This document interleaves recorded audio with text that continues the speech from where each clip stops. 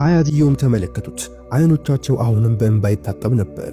ልጄ እኛ ምንም ጥፋት እኮ አላጠፋንም፣ ብር ለማስቀመጥ ብቻ ነበር የመጣነው አሉት። ራጄሽም እማማ ማታ ወደ ቤታቸው መጥቼ ስለዚህ ጉዳይ በዝርዝር ማወቅ እፈልጋለሁ አላቸው። ሰዎች ይህንን ግፍ ማወቅ አለባቸውም አለ።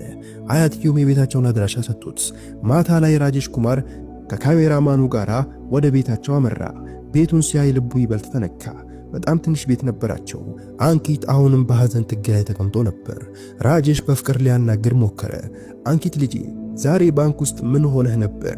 ምን ተሰማ ሲልም ጠየቁት። አንኪትም እያለቀሰ አጎቴ እነዛ ሰዎች ሌባ አሉኝ፣ ገፉም፣ እኔ ምንም ጥፋት አላደረኩም አለ። የራጄሽ አይኖች በእንባ ተሞሉ። ካሜራውን ከፍቶ የአንኪትን ንግግር መቅረጽ ጀመረ። አያቱም ሙሉ ታሪኩን ነገሩት። ልጄ ይሄ አንኪት ከ8 ዓመት በፊት አውቶቡስ ተራ ላይ ነበር ያገኘሁት። በጣም ትንሽ ልጅ ነበር፣ ያለቅስ ነበር። ማንም ስላልመጣለት ይዤው መጣው። ከዛን ጊዜ ጀምሮ ከኔ ጋር ይኖራል። በጣም ጥሩ ልጅ ነው አሉት።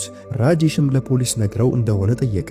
አያትም ነግረን ነበር ግን ማንም ሊያገኘው አልቻለም አለ። ራጄሽም ስለ አያት ጤንነቱ ጠየቀ።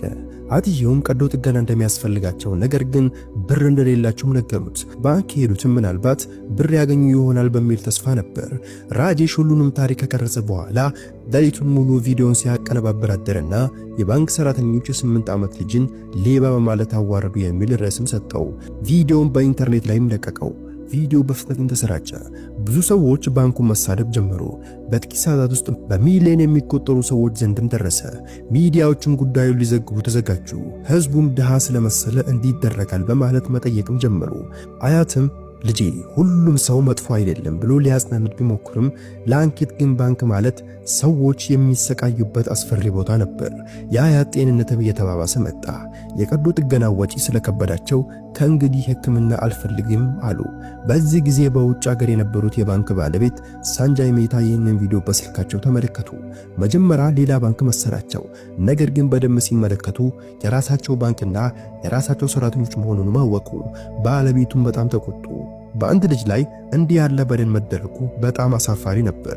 ባለቤቱ ቪዲዮውን ሲቀጥል ተመለከቱት። አንኪትን አውቶቡስ ተራ ላይ ያገኘው ሲሉ ሰቦ ያ ቦታ ሳንጃይ ሜታ የራሳቸውን ልጅ የጠፋባቸው ቦታ ነበር። ቀኑ፣ ሰዓቱና ቦታው ሁሉ አንድ ሆነባቸው። ስልካቸውን በድንጋጤ ከእጃቸው ላይ ወደቀ። ልባቸው መንካት ጀመረ። ለዓመታት ልጃቸው ሲፈልጉ ነበር።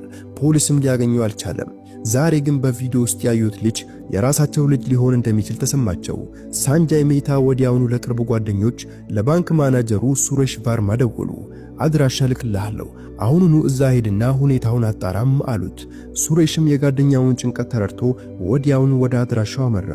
ሱሬሽ አያት ቤት ሲደርስ ሁኔታው ልብ የሚለካ ነበር። አያቱ ታመው ከአንኪት ጋር ተቀምጠዋል። ሱሬሽ ታሪኩን ሲሰማ አያት ልጁን ያገኙበት ሁኔታ ከሳንጃይ ልጅ መጥፋት ጋር ሙሉ በሙሉ እንደሚገጣጠም አረጋገጡ። ወዲያውኑ ለሳንጃይ ደውሎ ሁኔታው አሳሳቢ ነው፣ አያትየው በጣም ታመዋል፣ ወደ ሆስፒታል መውሰድ አለብን፣ ሁሉም ነገር ደግሞ አንተ ካልከው ጋር ይመሳሰላልም አለው። ሳንጃይ ሜታ ወዲያውኑ ወደ ምርጥ ሆስፒታል ወሰዷቸው።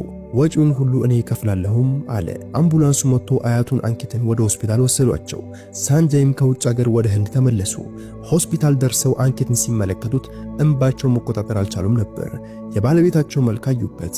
ነገር ግን እርግጠኛ ለመሆን የዲኤንኤ ምርመራ እንዲያደርግ አዘዙ። የአያት ቀዶ ጥገና ተሳካ። ባንክ ውስጥ ግን ትልቅ ረብሻ ተፈጥሮ ነበር። በቪዲዮ ምክንያት ጋዜጠኞች ባንኩን ከበውት ነበር። እነዚያ ሰራተኞችና ጥበቃው ስህተታቸውን ተረድተው መፍራትን ጀመሩ። ደንበኞቹም ባንኩን መጠቀም አቆሙ። ከጥቂት ቀናት በኋላ የዲኤንኤ ውጤትም መጣ። ሳንጃይ ሜታ ውጤቱን ሲያነብ አንኪት በእርግጥ ልጃቸው መሆኑ ታወቀ። የዓመታት ናፍቆት ዛሬ አበቃ። ሳንጃይ አንኪትን አቅፎ አለቀሰ። አያትም እውነቱን ሲያውቁ ልዩ ልጅ መሆኑን አውቅ ነበር ብለው አለቀሱ። ሳንጃይም እርሶ ለልጅ እውነተኛ አያት ኖት አላቸው። ሳንጃይ ሜታ ለሰራተኞቹ ትምህርት ለመስጠትም ወሰኑ። አንኪትን ልጄ ወደ ባንክ መሄድ አለብንም አሉት። አንኪት ፈርቶም አያባቴ እዛ እኮ ይደበድቡኛልም አለ። ሳንጃይም ልጄ አሁን ብቻህን አይደለህም፣ ያ ባንክ የራሳችን ነው አሉት። በማግስቱ ሳንጃይ አንኪትን ይዘው ወደ ባንክ አመሩ።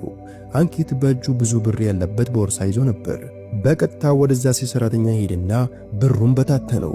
ሌባ ነህ ብላችሁኝ ነበር፣ ብር ለማስቀመጥ አቅም የለውም አላችሁ። ይሁላችሁ ብዙ ብር አምጥቻለሁ፣ አሁኑኑ አስቀምጡት አላቸው። የሰራተኞቹ ፊት በድንጋጤ ነጣ። በዚህ ጊዜ ሳንጃይ ሜታ ወደ ውስጥ ገብተው ሰራተኞችን ሰበሰቡ። አንኪት የገዛ ልጄ ነው ብለው ተናገሩ። በልጁ ላይ በደል የፈጸሙትን እነዚያን 3 ሰራተኞች ወዲያውኑ ከስራ አባሯቸው።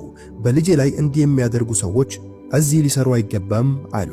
ሰራተኞች ይቅርታ ቢጠይቁም የሳንጃይ ውሳኔ ግን አልተለወጠም ነበር። ይህ ዜና በሁሉም ቦታ ተሰማ። በቪዲዮ የታየው ልጅ የባንክ ባለቤት ልጅ ሆኖ ተገኘ የሚል ዜናዎችም ተሰራጩ። ሁሉም ሰው መጥፎ ሥራ በመጨረሻ መጥፎ መሆኑንም አመነ። ሳንጃይ ሚታ ለልጃቸውና ለአያት የሚሆን ትልቅ ቤት አዘጋጁ።